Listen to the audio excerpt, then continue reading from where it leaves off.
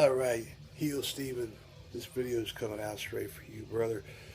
You wanted to know how we got into professional wrestling as fans.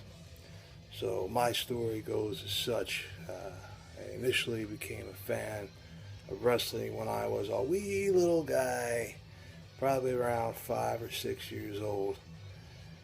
My father took me to local high school that had the WWF. Got to see the likes of, if memory serves me correctly, his main event with Bob Backlund versus Ken Patera. Had not Stan Hansen, it was Stan Stasiak, master of the Heart Punch. And I had Ivan Putski was there, Special Delivery Jones. The rest of the guys I really don't recall. Those were my first memories of wrestling. At that point, it was a weekly thing here in the Northeast. Growing up in New Jersey, in the Philadelphia, New Jersey area, World Wrestling Federation was the only wrestling that got around. They didn't show the NWA here, so I was a fan throughout my younger days. I was never a Hulkamaniac. I always followed the bad guys. Macho Man Randy Savage was my be-all and end-all, closely followed by Jake the Snake Roberts. Trust me. Trust me. As time went on with WWF, I got a little older. I remember Hogan losing to the Ultimate Warrior, being super psyched about that. And then it just seemed to become more and more childish, and I kind of drifted off for a while. And my aunt's new husband introduced me to the National Wrestling Alliance. And in one moment's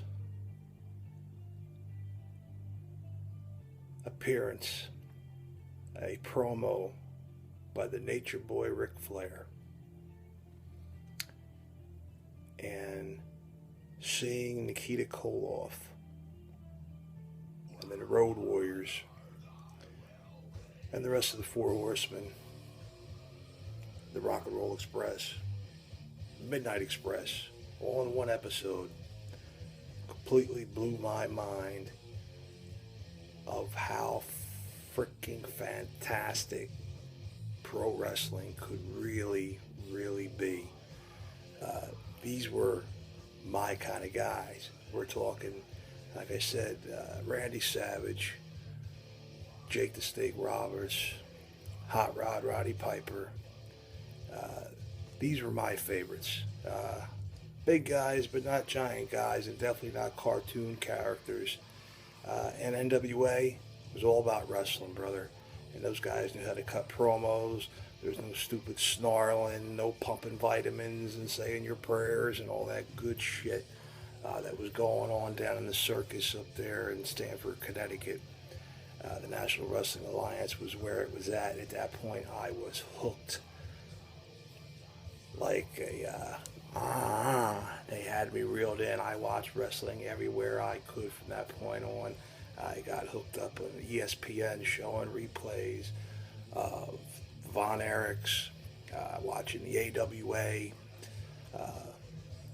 Videos came along with the VCR, brother, and I found shops and different spots that had wrestling videos, and I watched stuff from all over the world. I was watching Bruiser Brody, Carlos Colon, Abdul the Butcher from Puerto Rico. I was watching Japanese tapes.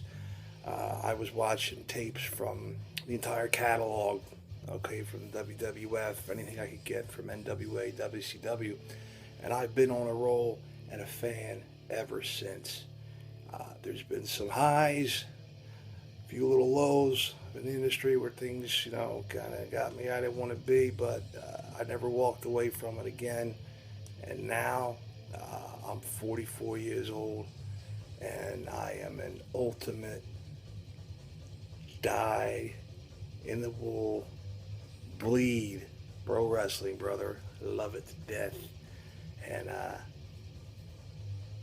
that's all I got to say. I will say this, my son got him hooked at a young age. Huge, huge wrestling fan. Smart fan. Tends to like WWF a little more than I would like. I'm sorry, WWE. Uh, but he's already kind of got out of his John Cena phase now, and he's, kind of heading towards a better point of view as far as I'm concerned.